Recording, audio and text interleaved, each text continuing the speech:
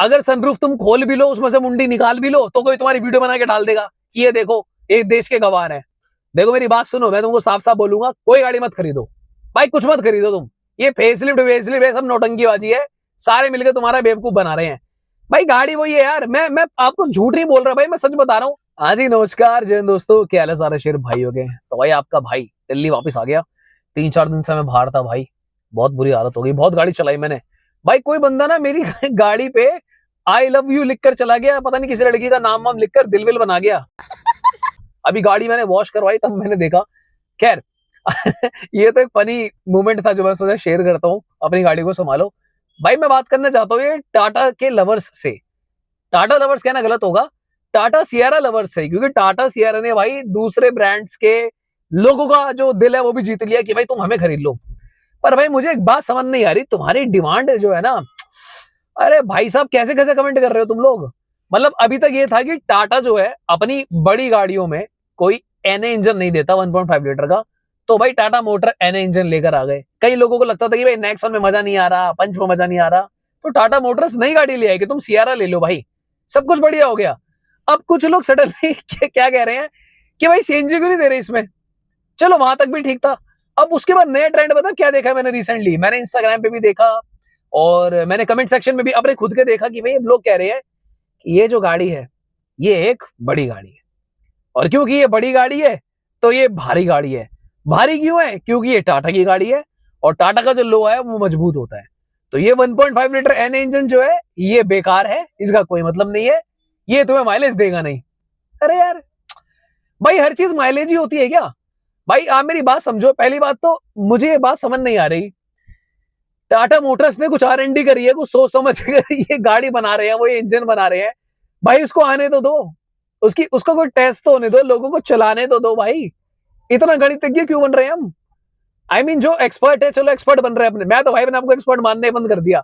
मेरा तो तुम लोगों ने हाल कर रखा है, किसी को मारुति की कार रेकमेंड कर दो, मारुति ने पैसे दिए है, किसी को टाटा की कार रेकमेंड कर दो, टाटा बकता है, किसी को अंडे की कार बोल दो, अरे भाई तुम्हें आता ही कुछ नहीं, किसी को महिंद्रा की कार रेकमेंड कर दो तो एक बड़ा चैनल है उसको तुमने वैसे ही महिंद्रा का वो बना रखा है कि फैन है, मैं उसका नाम नहीं लूंगा बेचारे आदमी का।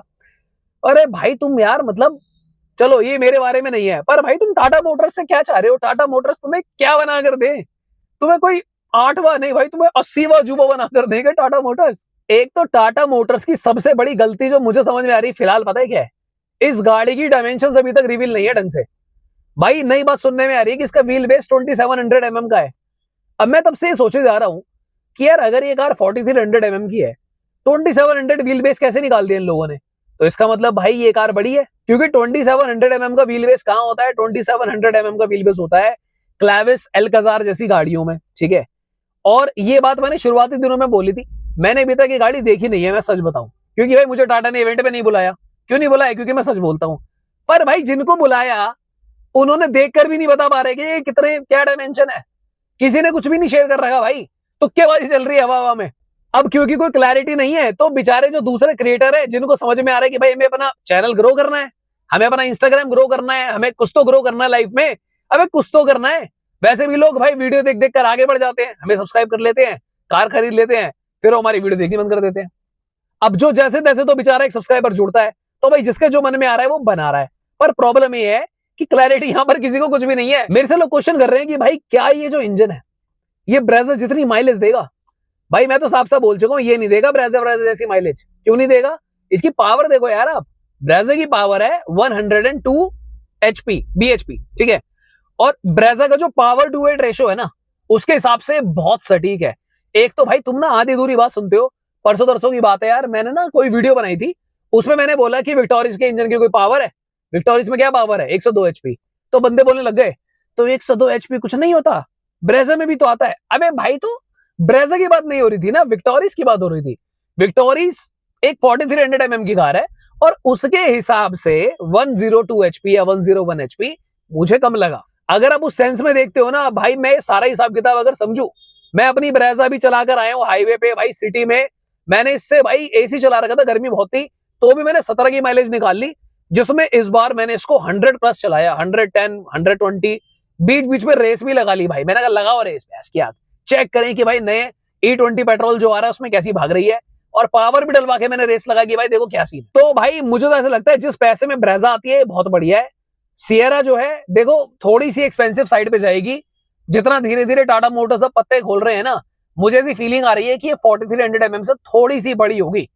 अब क्रेटा को बीट करेगी या नहीं करेगी वो तो एक अलग बात है, पर भाई तुम ये मत करो कि अब इस गाड़ी में सीएनजी भी दो, क्यों नहीं दे रहे? मैंने आपको बताया था वो देंगे, it will take some time, 2026 June के आसपास सीएनजी देंगे। भाई थोड़ा रुक जाओ यार, थोड़ा इंतजार कर लो, टाटा मोटर्स को सांस लेने दो। ऊपर से भाई पंच फेसलिफ्ट का जो लवर है उन्होंने लेनी देनी कर रखी है भाई, मेल पे मेल आती है।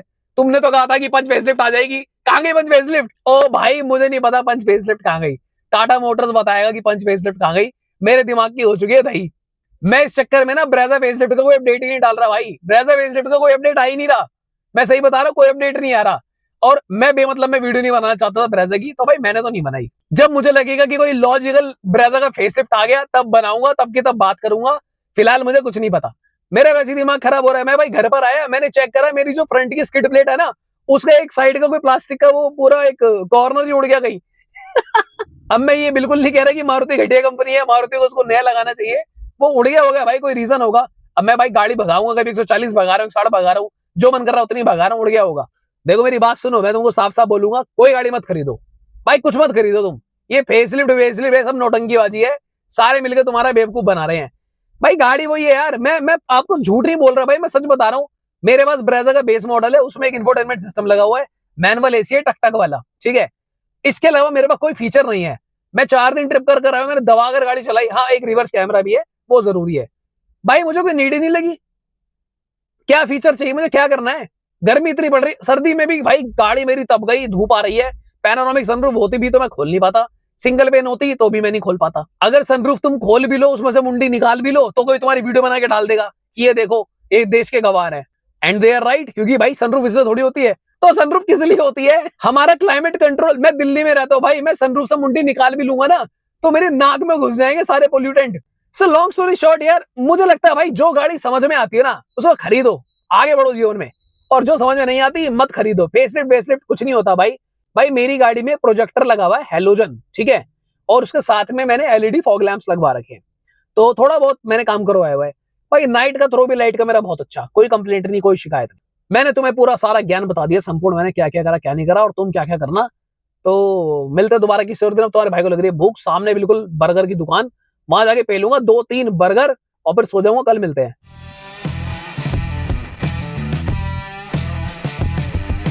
नमस्कार, जय हिंद दोस्तों। आई होप सारे शेयर बढ़िया होंगे।